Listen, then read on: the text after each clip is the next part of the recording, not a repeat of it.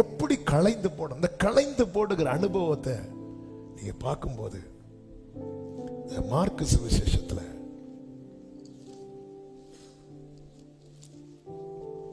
10வது அதிகாரம் 49வது வசனத்து முதல் பாருங்கள். இயேசு நின்று அவனை அழைத்து வர சொன்னார். அவர்கள் அந்த குருடனை அழைத்து, திடன்கொள், எழுந்திரு, உன்னை அழைக்கிறார் என்றார். என்ன ஒரு வேர்டு பாருங்க, திடன்கொள், எழுந்திரு, ஆண்டவர் அழைக்கிறார். இந்த வேர்டுல இருக்க ஸ்ட்ரெங்த் இருக்குல்ல, இது அவனுக்குள்ள போனதும் 50வது வசனம், உடனே அவன் தன் மேல் வஸ்திரத்தை எறிந்து விட்டு, ஹல்லேலூயா, எத்தனை நாள் அந்த வஸ்திரத்தை போட்டிருப்பான், எறிந்து, மேல் வஸ்திரத்தை மடக்கி பக்கத்தில் இருக்கிற கொடுத்து, இதை வச்சுக்கோ, ஒரு வேளை செட் ஆகலைன்னா நான் வருவேன். அவன் எங்க எரிஞ்சான், அவன் எரியும் போது அவனுக்கு கண்ணு தெரியுமா தெரியாதா? உங்களுக்கு தெரியுமான்னு கேட்கல. எரியும் போது அவனுக்கு கண்ணு அப்ப அவன் எங்க எரிஞ்சிருப்பான் தெரியாது. எங்கேயும் இப்படிதான் பழைய மனுஷனை இப்படிதான். ஐயோ, அதெல்லாம் இது நம்ம எரியறத எங்கதான் எரியும் தெரியுமா? முன்னாடிதான் கிடக்கும். போகும்போது எல்லாம் எடுத்து, ஆண்டவரை இதோ நான் இறக்கி வைக்கிறேன், ஆமென், அப்படியே போயிரும். அவன் எரியும் போது அவனுக்கு கண்ணு தெரியாது, எங்க எரியறானே தெரியாது. இப்படி களையணும். இயேசு என் பாவத்தை அப்படிதான் களைந்தார். மேற்குக்கும் கிழக்குக்கும் எவ்வளவு தூரமோ அவ்வளவு தூரமா என் பாவத்தை விலக்கி இருக்கிறார். ஆண்டவர் இன்னார் மேல எனக்கு அந்த பழைய மனுஷன், அத நான் அத கண்ணை மூடிட்டு எரிய போறேன். அது எங்க விழுதுனே அது எனக்கு, நான் இனி அதை தேட போறது கிடையாது. எனக்கு அந்த ஸ்ட்ரென்த் தாங்க. திடன்கொள், எழுந்திரு. அவன் எழும்பும் போதே எப்படி தெரியும், இனி இந்த பழைய மனுஷன் கிடையாது. தன் மேல் வஸ்திரத்தை, அதாவது அவனை பார்த்தாலே தெரியும் பிச்சை எடுக்க இருக்கிறான். கண்ணு தெரியாத எல்லாருக்கும் கொண்டு போய் நம்ம காசு கொடுக்க மாட்டோம். ஆனா சிலரை பார்த்தாலே தெரியும். எப்படி தெரியும்னா, அவங்க அதுக்கான தோட்டத்தில் இருப்பாங்க. அது போலதான் மேல் இப்படி ஒரு வஸ்திரத்தை மூடிட்டு அப்படி உட்கார்ந்து இருக்கிறான். இது இந்த பழைய லைஃபே கிடையாது, பழைய லைஃபே இல்லை. இப்படி ஒருத்தன் எரியிறான்னு வைங்கள, அவன்கிட்ட இயேசு என்ன கேட்பார் தெரியுமா? நான் உனக்கு என்னடா செய்யணும் சொல்ல, அப்படி கேட்பார். நான் உனக்கு என்ன செய்யணும்,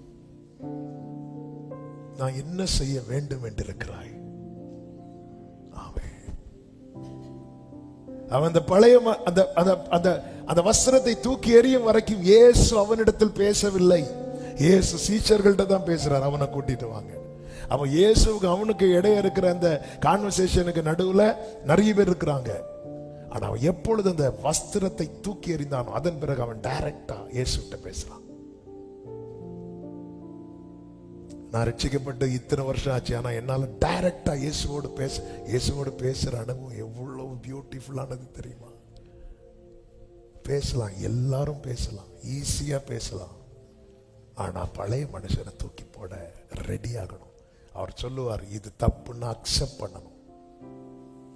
நீ அக்செப்ட் பண்ணிருக்கணும். எஸ், மை மிஸ்டேக், இது என் மிஸ்டேக். ஆண்டவர் எனக்கு பலன் தாங்கப்பா, முடியலப்பா.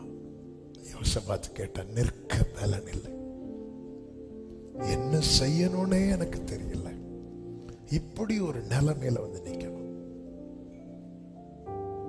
நம்ம பல நேரத்தில் எசேக்கியா, நான் உமக்கு முன்பாக உண்மையை உத்தவமாய், அந்த ஜெபம் நமக்கு செட் ஆகாது, நமக்கு செட் ஆகாது. நமக்கு எது செட் ஆகும் தெரியுமா? நான் சிறுமையும் எளிமையுமானவன். அந்த உள்ளத்திலே புதிதான ஆவி உள்ளவர்களாய். அதுக்கு மேல ஒரு வசனம் சொல்லப்பட்டிருக்கும் பாருங்கள். எபேசியர் 4வது அதிகாரத்துல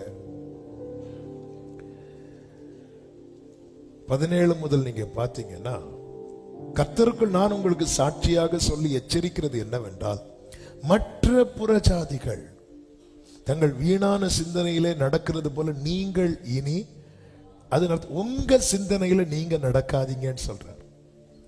உணர்வில்லாதவர்களாய் சகலவித அசுத்தங்களையும் ஆவலோட நடப்பிக்கும்படிக்கு தங்களை காம விகாரத்திற்கு ஒப்பு கொடுத்திருக்கிறார்கள். நீங்களோ இவ்விதமாய் கிறிஸ்துவை கற்றுக்கொள்ளவில்லை. அப்ப அந்த பழைய மனுஷன் கிறிஸ்துவை நம்மில் வெளிப்படுத்தப்படாதபடிக்கு தடையா இருக்கிறான். அதை கெட்டு போக பண்ணிட்டே இருக்கிறான். அதாவது இங்க என்ன சொல்ல வருகிறார் ஆவியானவர்? நீ கற்றுக்கொண்ட கிறிஸ்து உன்னில் வெளிப்படவில்லை என்றால் நீ இன்னும் களைய வேண்டியவைகளை களையவில்லை என்ற அர்த்தம். மற்ற புறஜாதிகள், நாமும் புறஜாதிகளாக தான் இருந்தோம், கிருபையினால் ரட்சிக்கப்பட்டோம். ரட்சிக்கப்பட்டதுக்கு அப்புறம் நாம் அவருடையவர்கள். இனி மற்றவர்களை போல அவங்க யாரும் பழிக்கு பழி வாங்குறவங்க, வன்மத்தை மனசுல வச்சுட்டு பதில் செய்யறவங்க, ஆமே மாம்ச கிரியைகள் வெளிப்படுத்துறவங்க. நம்மளும் நமக்கு ஒரே ஒரு வித்தியாசம், அவங்க சண்டே சர்ச்சுக்கு வர மாட்டாங்க, நம்ம சண்டே சர்ச்சுக்கு வருவோம், சண்டைக்கு சர்ச்சுக்கு வருவோம். இவ்வளவுதான் வித்தியாசம், வேற ஒரு வித்தியாசமும் இல்லை. என்ன எத்தனை ஒரு 10 வித்தியாசம் சொல்லுங்கன்னு சொன்னா, சண்டே சர்ச்சுக்கு வருவாங்க, ஒயிட்டு போடுவாங்க, வேற என்ன, ஞாயிற்றுக்கிழமை ஆராதனை முடியாது வர வாயை திறக்க மாட்டாங்க. அதாவது 6 நாள் பேசின டயர்ட ஆராதனைக்கு வந்து 2 மணிக்கு ஒரு வாயை மூடி தூதினா எங்க கொஞ்சம் ரெஸ்ட் கொடுத்துட்டு வீட்டுல போய் அடுத்து இருக்கு. சரி, நம்ம ஆத்மாவை குறித்து நாமளே எச்சரிக்கையா இருக்கலன்னா நமக்காக யார் உத்தரவாதம் எடுப்பாங்க? பாஸ்டர்ஸ் எடுப்பாங்க நினைக்கிறீங்க? சோத்திரம் சொல்லி ஜோம் பண்ணிட்டு விடுவோம். அதுக்கு மேல நம்ம ஆத்மாக்களை குறித்து நாம உத்தரவாதம் எடுக்கல. ஆண்டவரே, புதிதான ஆவி உள்ளவனாய் நடந்து கொள்ள என்னில் தடையா இருக்கிற அந்த பழைய மனுஷனை களைந்து முட கர்த்தர் பிராமிஸ் பண்ணி இருக்கிறார். நான் உன்னை பலப்படுத்தி உனக்கு சகாயப்பட விரும்புறவங்க மட்டும் முழங்கால் படியிட்டு அல்லேலூயா. என் சுய பலத்தால் ஒன்றும் செய்திடே, அதை நீ நன்றாய் அறிவே. என் சுய பலத்தால் ஒன்றும் அதை நீ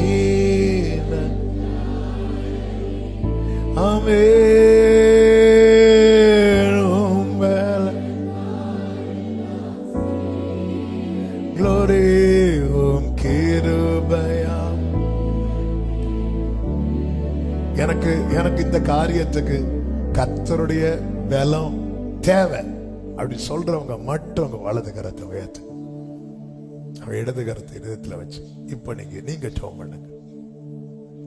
அந்த பழைய மனுஷன், எனக்கு இந்த காரியத்துக்கு உங்க ஸ்ட்ரென்த் தேவை, எனக்கு முடியல.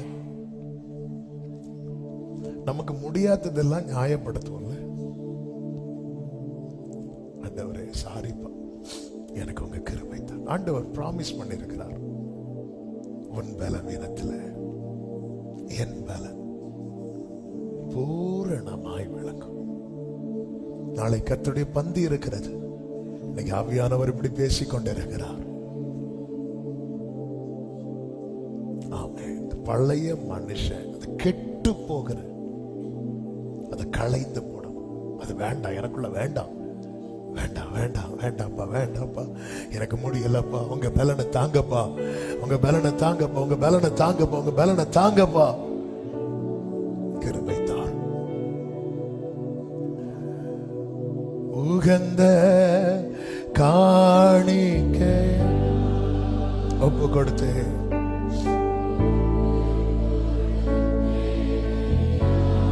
சுகந்த வாசனையா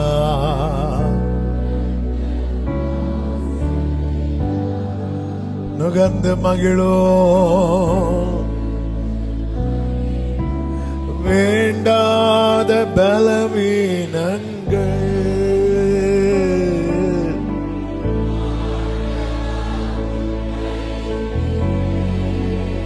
ஜீசஸ் வேண்டாம்.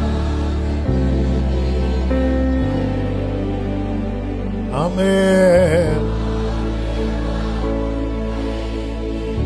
மீண்டும் தலை தூக்காமல் அது இப்பொழுதே மாண்டு மடிவதாக. ஆமென்.